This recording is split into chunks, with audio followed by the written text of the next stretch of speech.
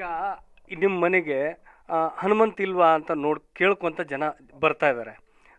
ಈಗ ಇಷ್ಟು ದೊಡ್ಡ ವ್ಯಕ್ತಿ ಆಯ್ದ ನಮ್ಮ ಮಗ ಅಂತೇಳಿ ನಿಮ್ಗೆ ಆಂಜನೇಯನ ಆಶೀರ್ವಾದ ಅಂತೀರಿ ಇದೆಲ್ಲ?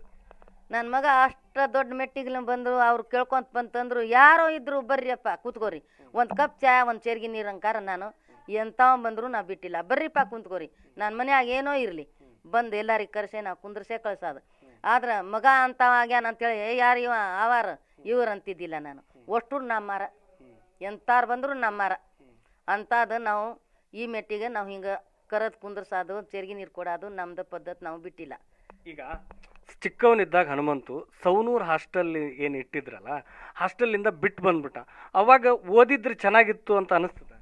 ಆವಾಗ ನಾವು ಹಾಸ್ಟೆಲ್ದಾಗ ಹಾಕಿ ಬಂದ್ರೆ ಅಂದ್ರೆ ನಾವು ನನ್ಕಿಂತ ಹಿರಿಯಾಕಿ ಮಗ ಹನುಮಂತ ಅವನ ಹೆಸರು ಓದು ಬೈಕ್ ಮ್ಯಾಲೆ ಓದು ಬಿಟ್ಟು ಬಂದ್ರೆ ಟ್ರೆಂಕ ಬಂದು ಬಿಟ್ಟು ಬಂದ್ಬಿಟ್ಟ ಹಾಸ್ಟೆಲ್ನಿಂದ. ಅಂದಿಂದ ಇವರು ತಲೆಯಾಗ ಸಾಲಿನ ಕಲಿಯಾದಿಲ್ಲ ಅಂತಂದ್ರೆ ನಡ್ರಿ ಅಂತೇಳಿ ನಾವು ಕುರಿಯಾಗ ಕಟ್ಕೊಂಡು ಹೊಲ್ವಾರಿ ಕುರಿ ಹೊಡ್ಕೊಂಡು ಒಟ್ಟೂರಿ ಕಟ್ಕೊಂಡು ಎದ್ದು ಬಿಟ್ಟು ನಾವು ಮನೆಯಲ್ಲಿ ಸೇರಲೇ ಇಲ್ಲ. 4 ಮಂದಿ ಹೆಣ್ಮಕ್ಳು ಇದ್ರು, ಅವರು ಕೂಲಿಗೆ ಹೋಗಿದ್ರು. ವಾರನಾಗ 2 ದಿನ 3 ದಿನ ಇರ್ತಿದೆ, ಇನ್ನು ಮನೆಗೆ ಬರ್ತಿದೆ, ಮಕ್ಕಳು ಕೂಡ ಇರ್ತಿದೆ, ಇನ್ನು ಬೆಳಿಗ್ಗೆ ಎದ್ದು ಹೋಗಿಬಿಡ್ತಿದೆ.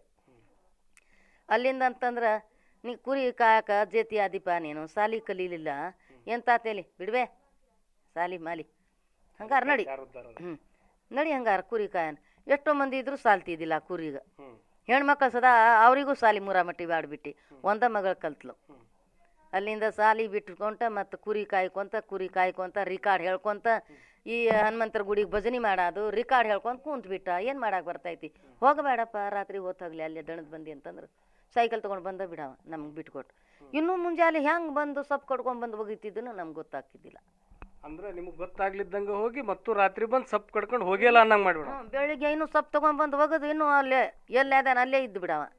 ಏಪ್ಪ ರಾತ್ರಿ ಬಂದು ಉಪವಾಸ ಮಾಡ್ಕೊಂಡೇನಪ್ಪ ಅಂತ ಈಗ ಬಂದೀನಿ ಬೇ ನಾನು ಅಂತಿದ್ದೆ.